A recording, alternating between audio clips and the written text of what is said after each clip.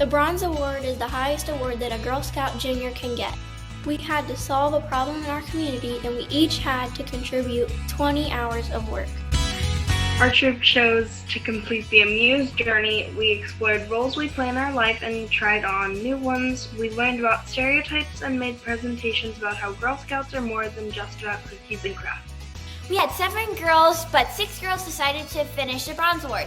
We each picked our favorite element and researched about it. We all contributed to the Girl Scout Bronze Award project and made it come to life. We went around St. Augustine looking for lots of things that we can fix, and we came up with ideas.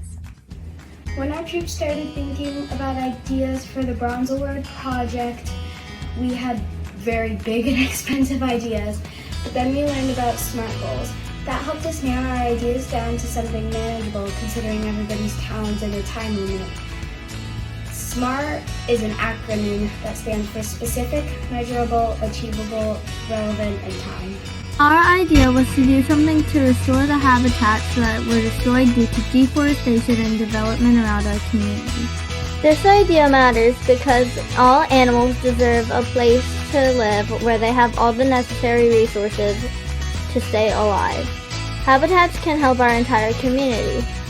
We can make a difference when we create our own habitats at our homes, partner with a local business, and share what we've learned with our community. Our plan is to research and learn about wildlife habitats, with each girl becoming an expert in one part of it. We wanted to reach out to experts. Then we could create a wildlife habitat in our backyard. To make the project sustainable, we would partner with a local business to create a wildlife habitat on their property.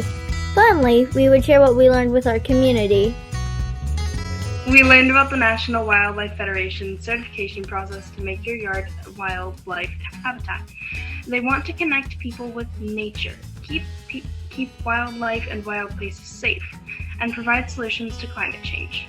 We researched, learned, and implemented our ideas in our own backyard. We partnered with Ashton Oak Stables to create a wildlife habitat around their barn. Thank you, Miss Hannah and Jillian, for being our partners. And now we're sharing all of our knowledge with you. This is what your yard needs if you want to create a wildlife habitat. Food is any nutritious substance that people or animals eat or drink, or that plants absorb in order to maintain life and growth.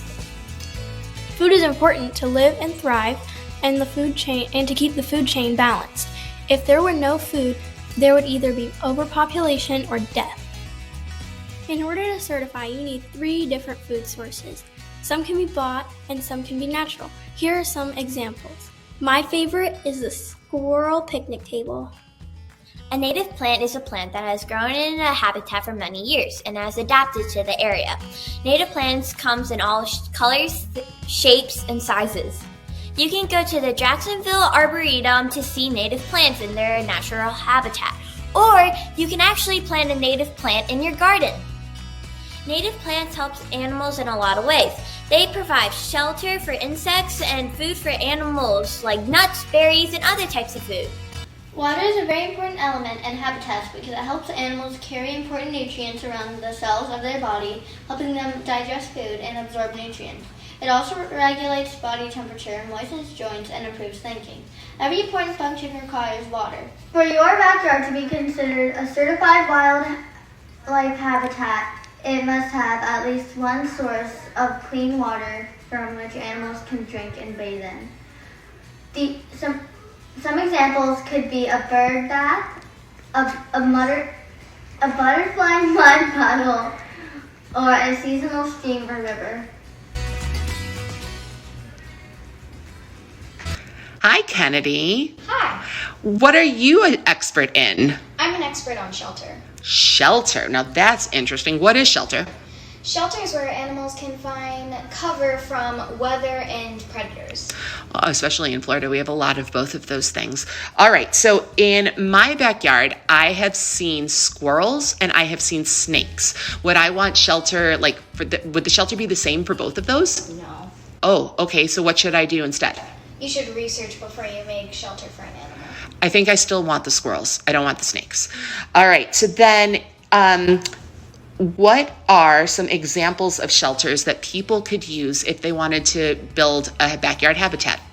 So there are bird houses, squirrel houses, rock piles, and roosting boxes. Awesome. And out of those, how many, or like you just gave a lot of examples, how many do people need to make sure that they'd be a certified wildlife habitat? Well, they would at least need 2. Awesome. Thank you so much, Kennedy. You're welcome. Animals need food, water, and shelter to raise their young. Some examples are mature trees, a beautiful green meadow, nesting boxes, swamps and marshes, caves, host plants for caterpillars, dead trees, dense shrubs, a pond for ducks and ducklings. This penguin is going into a little hole. Where is he going? When you choose to create a wildlife habitat in your backyard, you need to make sure you use sustainable, environmentally friendly methods. Some examples are collecting water, putting mulch down to prevent erosion, use native plants to attract local insects and increase pollination. If you're an overachiever, then you could try composting in your backyard.